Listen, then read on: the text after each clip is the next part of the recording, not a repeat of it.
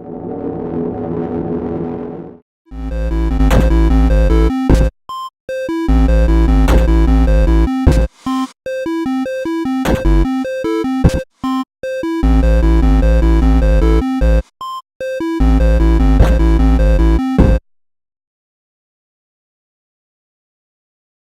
up, nerds? Welcome to DNA's special Deadpool Spoilercast. Cameron, Sanna.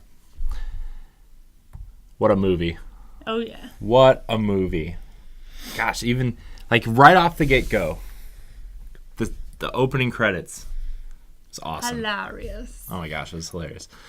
Mainly just because I really wasn't expecting that. Yeah. Right. You know, as much as I knew it was going to be some kind of comedy movie or have a lot of comedy in it, I really have never, ever seen like anything like that ever before, where it's like, instead of saying actors' names, it was saying It's like starring what they asshole. were. It's like, it was weird.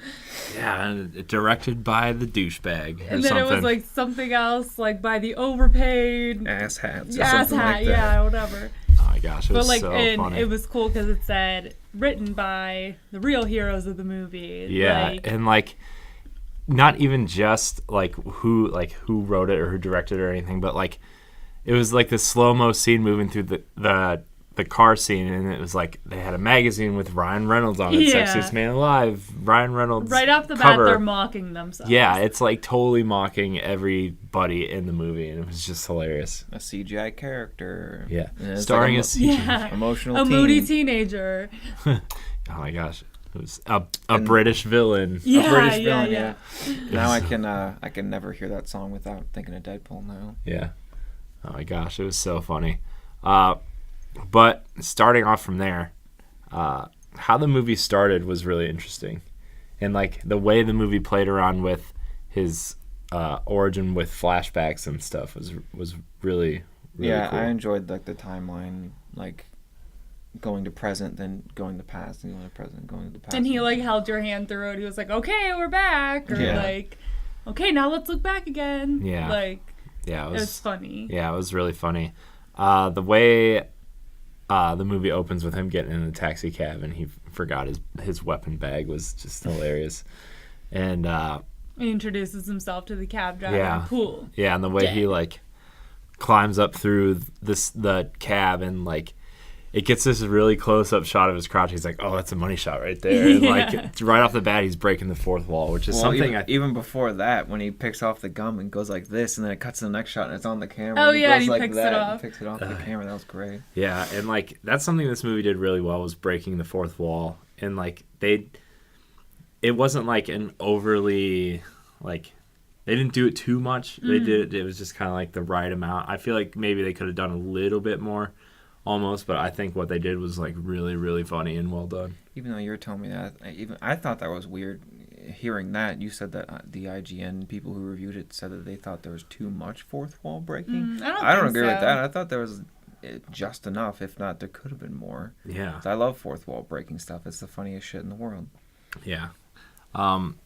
So where do we want to start with this? Do we want to start with the first flashback sequence then, where It's his life before. yeah, and where he meets Vanessa and like the way the story starts out is like, you know, he's obviously a mercenary and she's a prostitute, and they kind of fall in love, which is kind of a funny.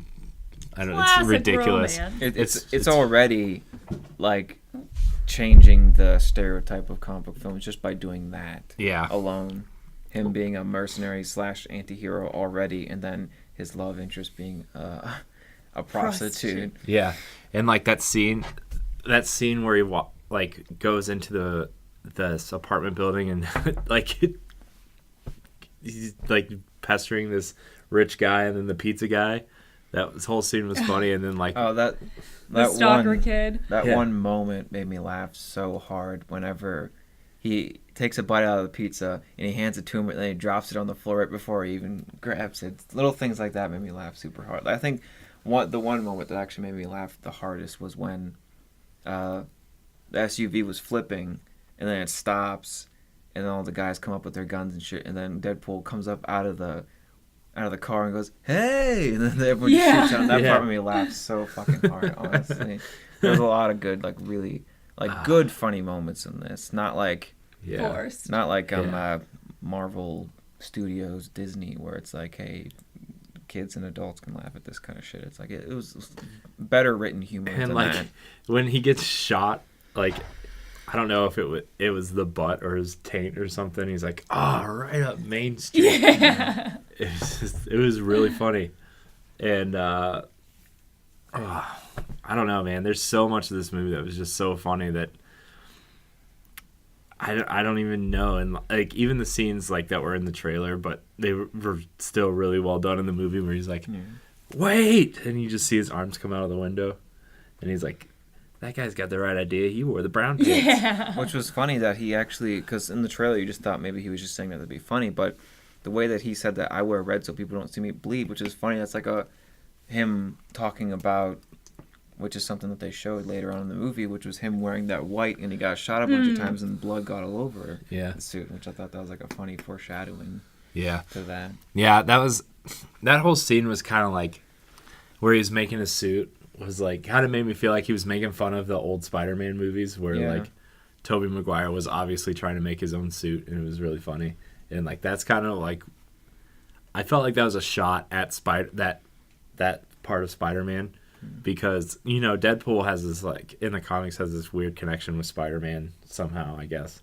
Like there's like Deadpool and Spider-Man comics and I don't know really how that works out, but I know like he has this connection to Spider-Man. I thought that was a really funny shot at Spider-Man. And like which brings me like I don't know where I was going with that. I was thinking of the scene in Birdman where he's walking down Times Square and Spider-Man walks by. But that's a different movie. Random thing. My bad. But even like the little references to like Hugh Jackman was so funny and like I don't know. Just like all the digs at the X-Men. Yeah. I loved how it was like enough digs, but not too much. Yeah. It wasn't like the whole thing was bashing the other, not universes, but It was the just other... bashing the things that they knew they got wrong. Right. Right. And like it was even funny like when he's picking out his name and he's like, Deadpool.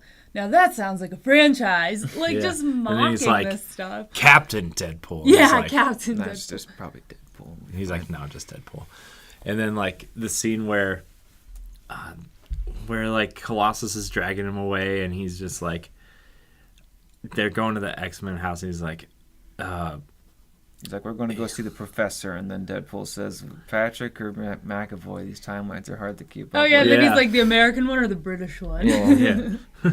That was funny too. And then I don't remember exactly what it was, but I caught it. It's like Charles Xavier's School of what is it? Gifted youngsters. And then there was something in one of the flashbacks. It was like something. It was the School strip of girls. club, I think. It was like the little House digs. of Wayward Girls or something. And it was the strip club that his girlfriend was serving at. It was really funny. And I like that Colossus was Russian. And I like that they showed a lot more. That's one of the things I say that's why I feel like, except for Negasonic Teenage Warhead, but that's the biggest thing I like about this movie is that they wrote and had the characters be exactly the way that they're supposed to be from the comics. Colossus was supposed to be massively huge, and he's supposed to be Russian, and he seriously is spitting image exactly the way he is. He's supposed to be in the comics like he is in this movie, like exactly the way he's supposed to be. Negasonic Teenage Warhead, her powers are supposed to be different, but whatever, they take liberties all the time anyway. But Deadpool, he was obviously handled very great. He seems exactly the way he's supposed to be, except maybe like, in the comics he's like a touch more psychotic, I suppose. Yeah. Which they like kind of do, but I feel like they were I can see why they would tone back. They don't want to turn people off. Plus the way Deadpool kind of is in the comics with the multiple personalities and the psychoticness, that's kind of like, I mean, Deadpool's more of like more mainstream than like what they could probably do in like an indie movie, like to show a character like that. But like the way he is, like he's obviously has that conflict in his head where he's acknowledging that an audience exists. He's acknowledging that he's in a movie, Like when they walk up to the X-Men mansion, and it's when he walks up and he's like waiting for Colossus and Teenage Warhead, he's like, "Huh, it's funny that every time I come here, I run into you two. It's like the studio couldn't afford another X-Men," which was hilarious. Like that was probably one of the funniest lines in the whole movie. Oh yeah. Oh, it was so funny. And then at the end where he has Vanessa take off his mask and there's a mask of Hugh Jackman. I lost at that point. Like that was amazing. Oh my gosh, that was so amazing. And then like in the middle of the movie is where you kind of like learn that he's like living with the blind Al.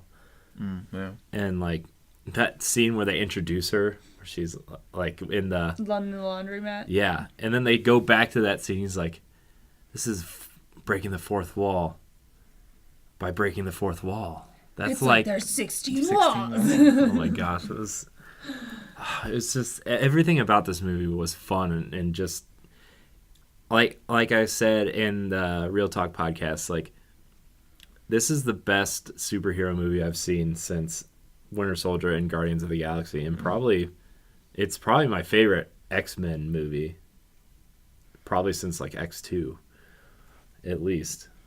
I mean, First Class was really good. Days of Future Past wasn't as good, but it was still really good. But man, Deadpool was awesome, and like even what's his name, Weasel was hilarious too. Yeah, he's great.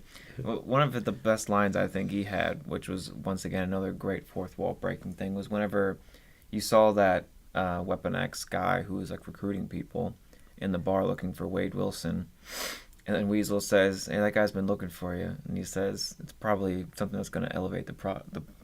Oh yeah, that was great. Yeah, he's like, "Take this guy that drink it and go talk to him. We'll probably advance the plot." It's just like I feel like they did it enough without being annoying. Yeah. Even a little bit more could have been annoying, but it wasn't. Yeah. And Ryan Reynolds was just perfect. Like, if anybody else played Deadpool, I could have been like, he was annoying, he was a jackass, I don't know. Yeah. But because it was Ryan Reynolds, I was like, I don't care that he's an asshole. Like, yeah, Ryan Reynolds perfect. was, like, born to play this role. Really? Yeah. And, like, I don't know, I couldn't see anybody else playing Deadpool. Kind of like... It didn't even seem like he was acting. That's, like, just his voice. And, yeah, it's the Hugh Jackman Wolverine thing where, like, you totally can't see anybody else playing this role. Yeah. And like, even, like, Robert Downey Jr. as... Iron Man, I feel like that too. Yeah. That snarkiness, like it just fits. Yeah. I feel like, oh my gosh, this movie was awesome. And like even in that, like ever since X-Men Origins Wolverine, like that little bit you got to see Ryan Reynolds as Wade Wilson, even on the elevator, like that like 3-minute scene, which is probably the best scene in that whole movie. Like that's the Deadpool we wanted. It was awesome. It was really awesome. Let's go down this character list with Ajax and Angel Dust. I think they just called her Angel in the movie, though. Yeah, but Angel Dust? The chick the that beat up everybody. Yeah.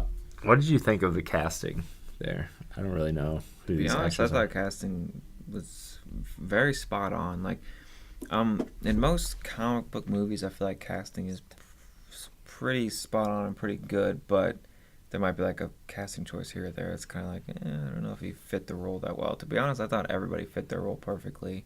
I didn't think anybody felt out of place in this movie.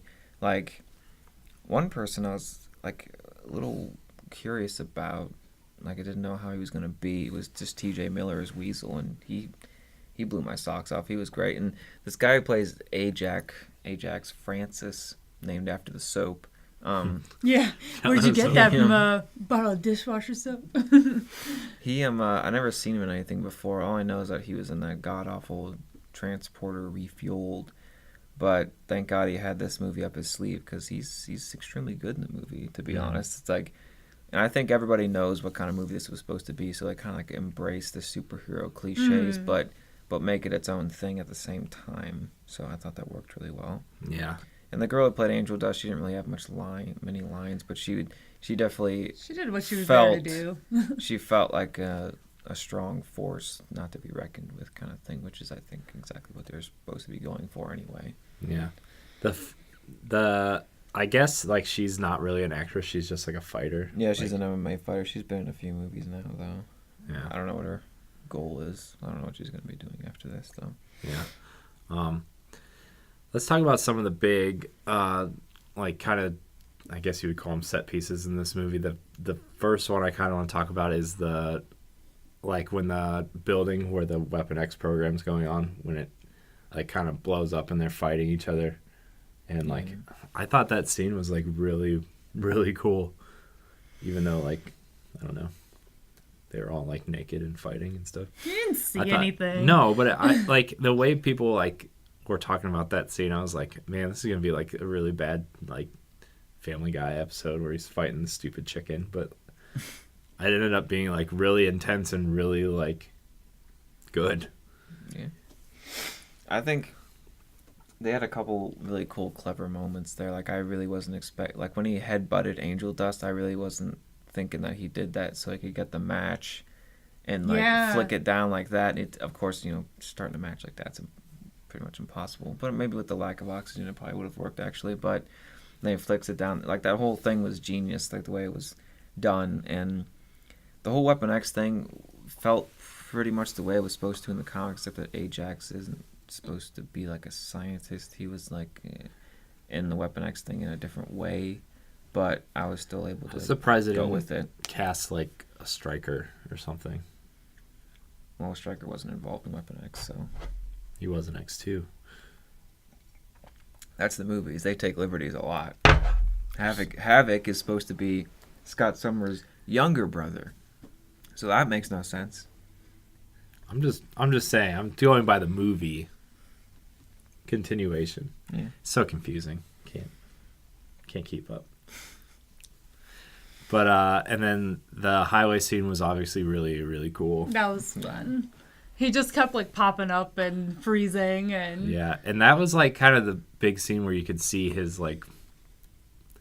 He's fighting himself, like, his inner monologue. He's like, who's not counting their bullets and stuff like that? And he's like...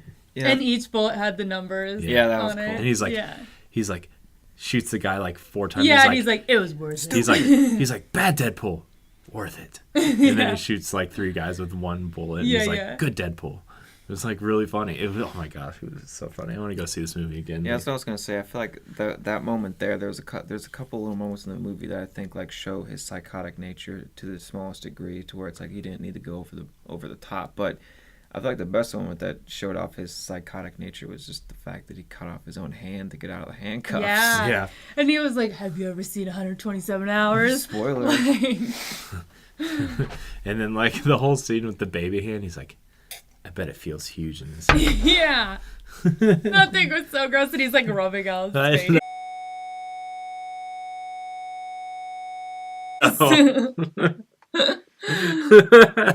It was so funny. And then when he, like, leaves her, he's like, I stashed a bunch of cocaine in this apartment, and with it is the cure to blindness. Yeah. Go at it. I was like, oh man, that's kind of mean, but all right. and then Weasel was there. He's like, you want to get fucked up? Yeah. This is, like, really funny. Oh, man. And then the last scene, was that supposed to be, like, an Avengers helicarrier? Was that, like... Yeah, no, it kind of looked like that, but I didn't actually know. Like, I mean, I think that it wasn't obviously the Avengers helicarrier, but it was obviously, like, a nod to, like, these things are really stupid, and that's why it's crashed. But, like, I thought that whole last fight scene was pretty cool, too. And, like, the way they stabbed him in the head, like, that was, like, oh, and the great, while he's lying on the ground and the music's playing and the animated creatures are coming up around him. Yeah. Moments like that are, like, true Deadpool moments. And yeah. Once again, just going back to the humor, it's like, that's the best thing I can say about it. It was like, cleverly written. Like whenever Francis says, what's my name? And he goes, oh, I'm going to fucking spell it out for you. And then he literally spells it out for him in dead bodies and stuff. Stuff like that makes the movie shine so much brighter. Oh, my gosh. It was so good. Oh. And I love at the after credits part where he's Ferris Bueller. He's like, why are you sticking around? What are you expecting, Samuel Jackson in an eye patch? Yeah, and then he's like, oh, by the way, in the sequel, we're going to have Cable. Which I lost my mind when I heard that, because he's one of my favorite characters ever. Oh, that makes me, like, really want, like, an X-Force movie. But, like, if Hugh Jackman's done, like, Wolverine's obviously not going to be in an X-Force movie, but that'd be awesome. Yeah. Chicka chicka. Anything else you guys want to hit on before we? I don't know. We kind of just gushed on it. I don't know. I would just say that with the standard of comic book movies that are coming out now, this movie is a gem amongst the other ones, which are kind of like crap now. Yeah. I'd say this is one of those movies to look out for, especially since it had a lower budget, so it could take more risks, which is definitely what it did. I feel like this is something that, I mean, it's breaking the record. Did you know that it's going to be the highest grossing rated R movie since The Passion of the Christ? Yeah, what? It's also the highest, which is so ironic because it's two completely. It's also the opposite. highest grossing X-Men movie.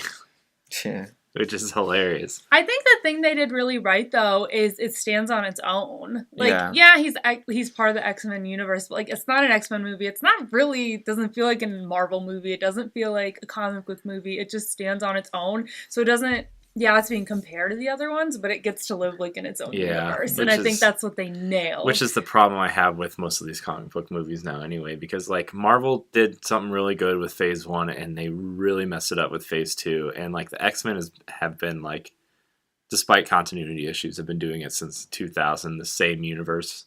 So, like, whatever, you say what you want about X-Men, and then, like, now DC's obviously going to try it. I like this movie because it's, like, it's just Deadpool. And, like, it's making fun of the other X-Men movies, but, like, it's just Deadpool. It's like Guardians. Like, Guardians of the Galaxy. It's separate. Is so separated from, like, the Avengers movies, even though it's in the same universe. It's just, that's what made it good. So. I think it reels you in that it's in the X-Men universe, but it's not an X-Men movie at all in any way. Yeah. I loved it. I did too. Highly recommended. Highly recommended. I want to see it again. The right DNA now. Real Talk crew. Guess we'll wrap it up then. Yeah. All right. Thanks for watching this Deadpool Spoilercast. You can find all of our content on digitalnerdadvocates.com and on our YouTube page. We will probably throw the audio of this up on our Real Talk RSS feed on iTunes and SoundCloud, so make sure you download it there and check it out. And until next time, we are out.